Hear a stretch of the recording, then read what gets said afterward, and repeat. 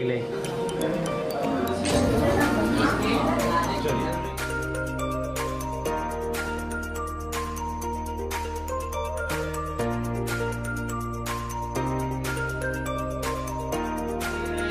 शांति श्यामा शांति। ये तो राज तिलक के वक्त करते थे।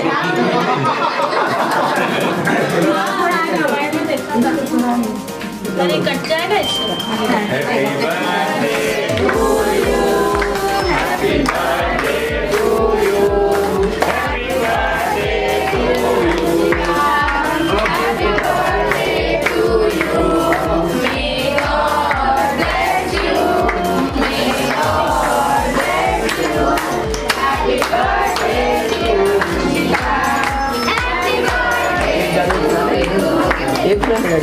एक साथ गाओ सब लोग। बारे बारे जीने आए, बारे बारे जीने आए, तुम जियो हमारो साथ, ये मेरी है आयु।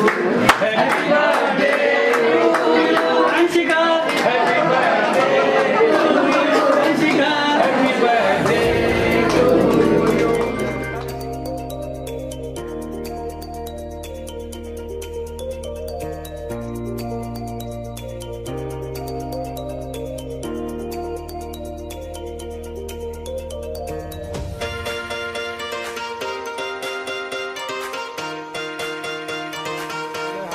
प्रिय मित्र, हम सबके प्यारे, हम सबके दिल के करीब रहने वाले श्री रविंद्र द्विवेदी जी को पहले तो सबसे मैं उनको बधाई दूंगा कि उनको जो इतना बड़ा उनको पद मिला, मंत्री पद का, महिला एवं बाल विकास मंत्रालय की तरफ से, जो इतने वर्षों से इनका अपेक्षा किया जा रहा था, इतने बड़े कार्यनिष्ठ हमारे, आज जाकर छोटा सा न्याय हुआ है, लेकिन अभी इनकी तो आसमान की ऊंचाई और उड़नी है इनको। ये मेरा आशीर्वाद हमेशा, हम लोगों का शुभेच्छा हमेशा द्विवेदी जी के साथ रहे। कितनी खुशी आपको हो रही है और आज आप यहाँ पे आए हैं, विरार से चल के दिल्ली तक पहुँचे हैं, दहीसर से चल के क्या कहना चाहेंगे? ये तो हम लोग केवल बोरीवली से, वसई से, विरार से, दहीसर से, अंधेरी से आए हैं। ये आवाज़ देता हम यूपी तक पहुंच जाएंगे, तो उन्होंने यहाँ पे स्वागत रखा है, हम लोग ने इनका स्वागत रखा है यहाँ पे, इसलिए हम लोग यहाँ अब एक स्वागत हम लोग यूपी में भी करेंगे, और जहाँ द्विवेदी जी रहेंगे वहाँ हम सदैव साथ में रहेंगे। पहले तो हमारे बड़े भाई रविंद्र द्विवेदी जी को बाल कल्याण विकास मंत्रालय से उनको सम्मानित किया है और उनको सदस्य बनाया गया है। इसमें खुशी की लहर हमारे पूरे अपना हिंदू सेवा संघ, बजरंग प्रतिष्ठान, जितने हिंदू संगठनों को बहुत खुशी हुई। और हमारी एक आशा और थी कि इनको विधायक टिकट मिल जाता तो और खुशी की लहर हो जाती थी, लेकिन अगले टाइम एमएलसी लेके आएंगे, ये हमारी दुआ है और दोस्तों की आशा है। क्या शुभकामनाएं रहेंगी द्विवेदी जी की? पहले तो हम बहुत खुश हैं क्योंकि हमारे छोटे भाई समझो आज उनको इतना बड़ा पद मिला है।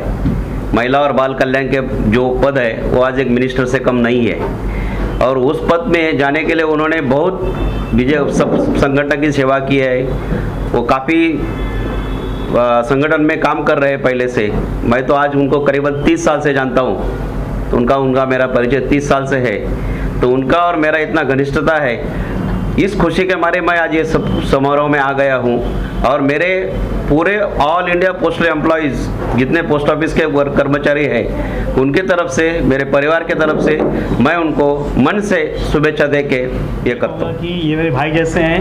ये कुछ दिनों पहले ही इन लोग की फैमिली हमारे सोसाइटी में आई और उससे हमारा इनका संपर्क हुआ, और उसके बाद इनकी कार्यशैली के बारे में हमें धीरे धीरे करके पता चला।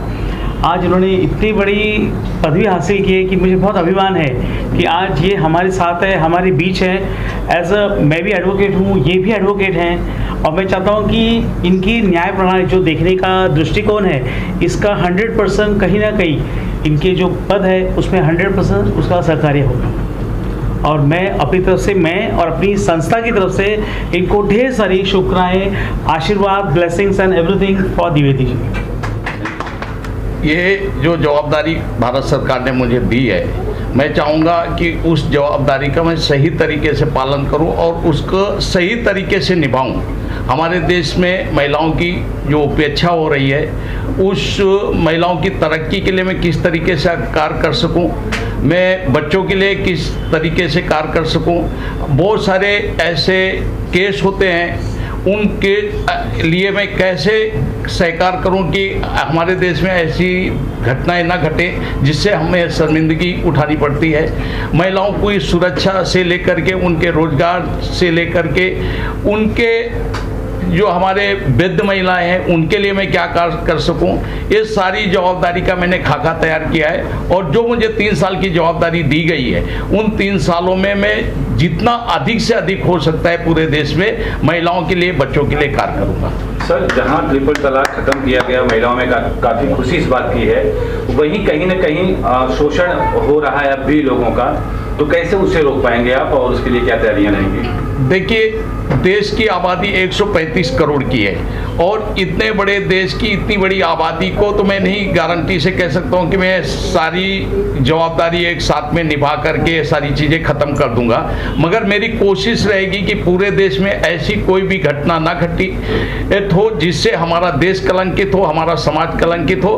मैं लोगों के पास जा करके लोगों को समझाऊंगा कि हमें किस तरीके से हमारे परिवार को, हमारे समाज को चलाना है और चला सकते हैं जिससे ऐसी दुर्घटनाएं ना हो। सर, ये जो जिम्मेदारी आपको मिली है, ये मुंबई स्तर पे है, महाराष्ट्र स्तर पे है या पूरे देश स्तर पे मिली? नहीं, मैं भारत सरकार के द्वारा नियुक्त किया गया हूं और इसलिए सारी जवाबदारी जो है मेरी, ये पूरे देश की है। एक चीज़ और आपसे पूछना चाहूँगा, चुनाव में आपको पूर्वी उत्तर प्रदेश में, पश्चिमी उत्तर प्रदेश में खूब लोगों के बीच वोट मांगते हुए देखा गया, तो किस पार्टी के पक्ष में आप वोट मांग रहे थे? चूंकि आपकी संस्था जो है, आपका संगठन जो है, लाखों कार्यकर्ता हैं संगठन के उत्तर प्रदेश में, तो किसकी तरफ आपका रुझान था और किन शर्तों पे आपने किसी पार्टी को अपना मत दिया या समर्थन दिया? देखिए, मैं एक भाजपा का एक सिपाही हूँ, इसलिए स्वाभाविक है मैंने भाजपा के लिए कार्य किया है और भाजपा के लिए माननीय योगी आदित्यनाथ जी के लिए मैंने वोट मांगे लोगों से।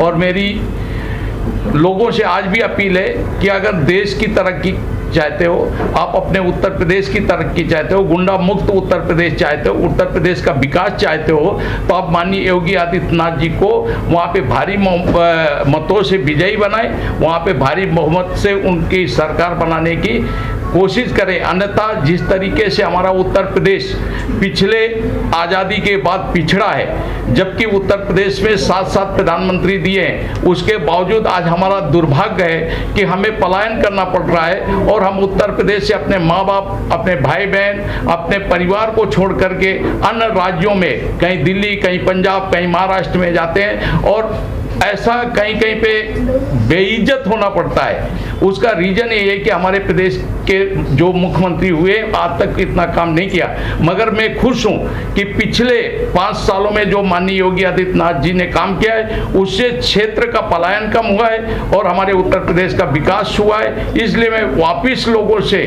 अनुरोध करना चाहूँगा कि आप अपने प्रदेश की तरक्की के लिए माननीय योगी आदित्यनाथ जी को विजयी बनाए।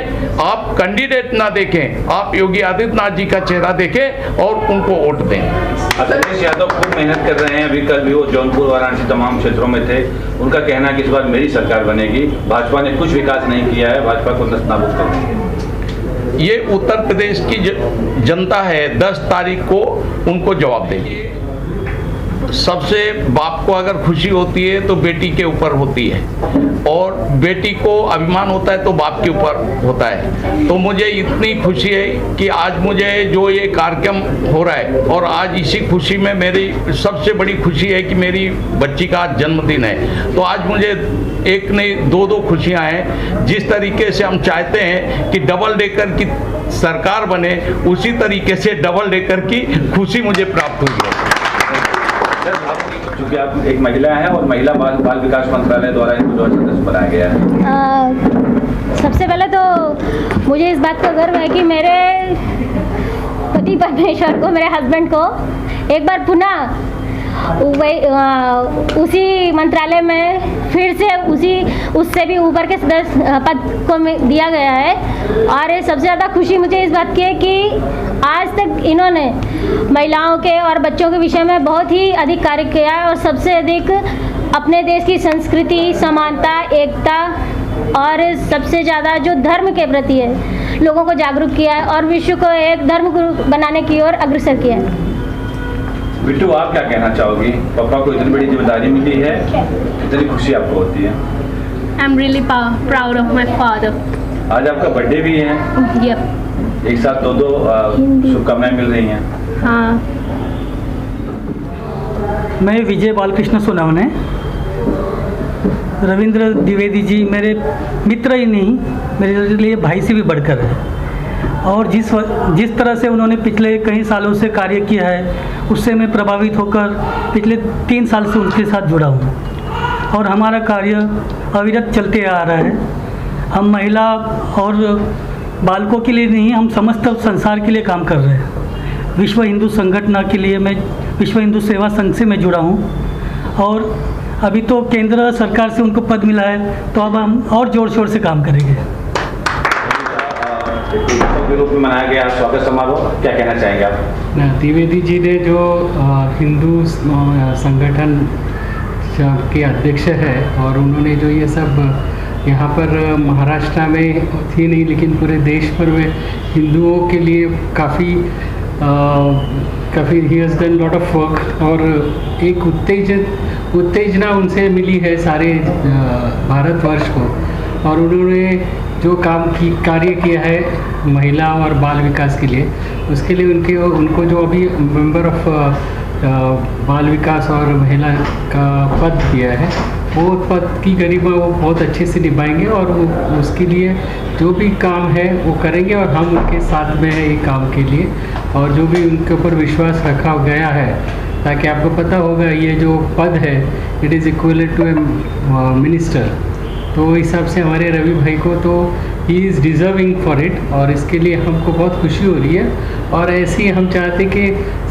और उनकी प्रगति हो और हम तो रवि भाई को पार्लियामेंट में देखना चाहते कि फिर वो हिंदुओं का जो भी है हमारा जो हमको already being a Hindu country हमको वो लोगों को शर्म आती है, तो उस हिसाब से जो आपने रविंद्र भाई के स्पीच भी सुने होंगे वो हिसाब से हमको जैसे बाला साहब ठाकरे ने कहा था गर्व से कहो हम हिंदू हैं, तो उनके जो उनका जो बैनर था उसको ये न्याय देंगे और हम एक ऐसी व्यवस्था यहाँ बनाएंगे तो जाके आज आप देख रहे हो कि पाकिस्तान की पार्लियामेंट में भी मोदी जी और भाजपा और हिंदुओं के नारे लग रहे हैं, तो ये भी बहुत बड़ी जीत है हमारे लिए और आज मेरे भाई इस पद पर आए ये तो बस शुरुआत है, अब आगे देखो हम उनको प्रॉपरली पार्लियामेंट के सदस्य और कैबिनेट बनते हुए देखने वाले। सर एक सवाल आपसे, और आप चूंकि पूर्व न्यायाधीश रह चुके हैं, आज जो व्यवस्था न्यायपालिका की है बहुत लंबे मुकदमे लंबित हो जाते हैं, 20-30 साल फैसले नहीं होते हैं, तो उसके लिए आप क्या कहना चाहेंगे? नहीं, न्यायपालिका व्यवस्था मैं आपको कहूँ भारतवर्ष में जो न्यायपालिका व्यवस्था है वो सबसे अच्छी न्यायपालिका व्यवस्था है, कहीं भी आपको इस तरह की न्यायपालिका व्यवस्था मिलेगी। हमारा एक ही हमारी जो कमी है वो है इंफ्रास्ट्रक्चर, क्योंकि सरकार इंफ्रास्ट्रक्चर दे नहीं पा रही। अभी अगर आप देखो कि कोई भी कोर्ट आप देश में जाओगे तो एक कोर्ट 1 लाख के 1 लाख जो लोग होते हैं उनके लिए एक कोर्ट बनाए, यहाँ पर 25-30 लाख के लिए एक कोर्ट है, तो इसलिए और यहाँ पर काफ़ी मुकदमे जो होते हैं वो मुकदमे ऐसे फाइल किए जाते हैं सिर्फ नाम के लिए। और आप बोल रहे हैं जो बर्डन, आपने बहुत अच्छा सवाल किया मुझे कि क्या होता है हमारे यहाँ जो केसेस होते हैं खास करके क्रिमिनल केसेस होते हैं उसमें क्या हो जाता है, एक बार वो जो आरोपी है उसको जमानत मिल जाती है वो कोर्ट में वापस आता नहीं है और उसको लाने का भी दायित्व सिर्फ पुलिस पर है। इसके लिए हमारे पास एक ऐसी, अगर जैसे आप इंटरनेशनली देखोगे तो हर जज के जुडिशरी के पास अपनी पुलिस होती है, जुडिशल पुलिस, जो जुडिशल पुलिस वारंट बजाना या वहाँ जाके पंचनामा की तरफ देखना from the day of incidence वो लगे होते हैं। तो उसकी वजह से अगर आप स्कैन करोगे कि आज जो नॉट हर्ड मैटर है जिसमें आरोपी मिल नहीं रहे, क्योंकि वही पुलिस ऑफिसर है, वही पुलिस स्टेशन है, आप देखो पुलिस स्टेशन इज ओवरबर्डन, तो लोगों को पकड़ के ही नहीं आएंगे तो कैसे चलेगा। आप अगर कोर्ट में जाओगे तो कोर्ट में केसेस बहुत कम चलते हैं, सिर्फ कोर्ट में मुकदमे ज़्यादा दिखते हैं आपको। द्विवेदी जी, आप किन शब्दों में आभार व्यक्त करना चाहेंगे किशोर गायकवाड़ सर का, चूंकि आप पूर्णाधीश रह चुके हैं, आपके संस्था के सलाहकार भी हैं, क्या कहना चाहेंगे?